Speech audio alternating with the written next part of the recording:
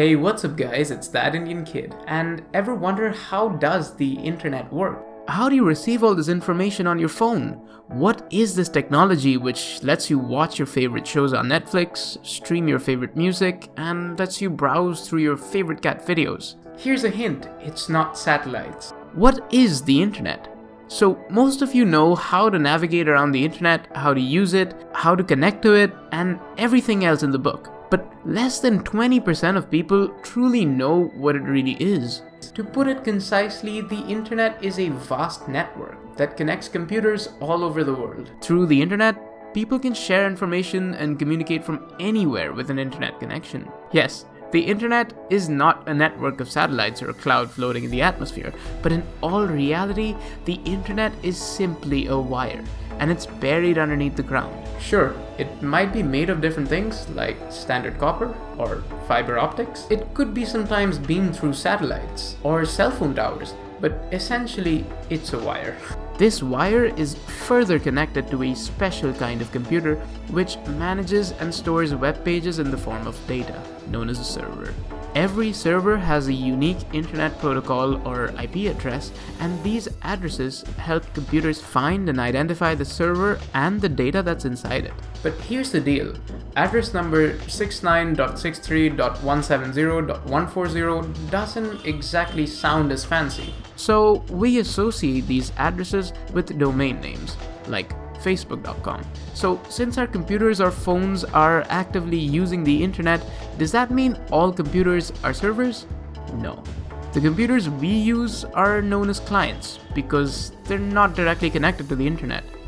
Instead, our computers are connected to an internet service provider, which is then connected to a server. So when we open a website like Facebook or YouTube, we essentially ask our ISP to then ask the server to pull out the IP address, which is linked to Facebook, and send whatever data that address is linked to inside that server. I'm assuming we all know that data is essentially information. When we open Facebook.com, whatever information we're expecting to see doesn't exactly come to us in a very straightforward manner. When information or data is transferred over the internet, it's first broken down into packets and then delivered. So when we open a video on YouTube, there's a constant breaking down of information followed by a constant stream of delivery of packets. When it reaches its destination, or in this sense, our computers, it is reassembled as a video and is then presented to us. So when your internet connection is slower, obviously there's a slower delivery and assembly of packets, which eventually leads to the video buffering midway. So when we're sending and receiving images and videos, we're actually exchanging around small packets. However, notice how when you open Facebook.com, you're not exactly presented with YouTube.com or Google.com, because that would mean you just received the wrong packets. So what prevents these packets from being sent to the wrong place or being received by the wrong user? Well, everything that is even remotely connected to the internet has an IP address. Smart TVs, smartphones, smart speakers, everything. With the help of routers, that blinking box of lights with a bunch of clunky wires attached to it, yes, that one, helps your packets find their right path to its desired destination. So that's the internet. But do you know who created the internet?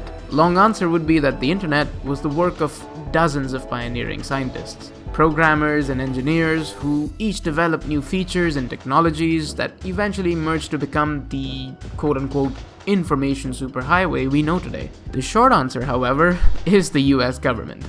That's right. In 1973, the US Defense Advanced Research Projects Agency initiated a research program to investigate techniques and technologies for interlinking packet networks of various kinds.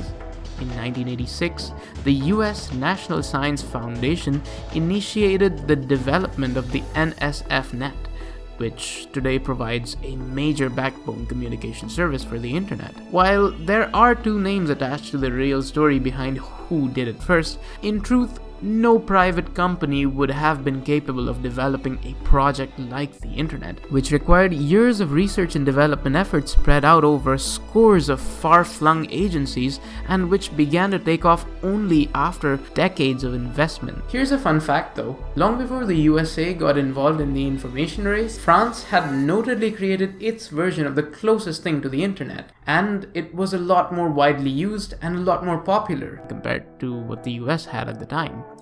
The Minitel was a video text online service accessible through telephone lines and was the world's most successful online service prior to the World Wide Web. It was invented in Cesson-Sévigné near Brittany in France, but it didn't take off because its usage was not regulated by the government, leading to various other reasons. Story for another day. So the internet is essentially a wire running below where you're currently sitting or standing, and well, this is what the internet is all about. Guys, it's been a very long time since I've uploaded, and I sincerely apologize for not keeping a consistent schedule. Regardless, I hope you really enjoyed this video and I helped you learn something new. We found out about what the internet actually is, and I hope this information comes handy to you in life. Once again, this is That Indian Kid signing out. Subscribe and have a wonderful day.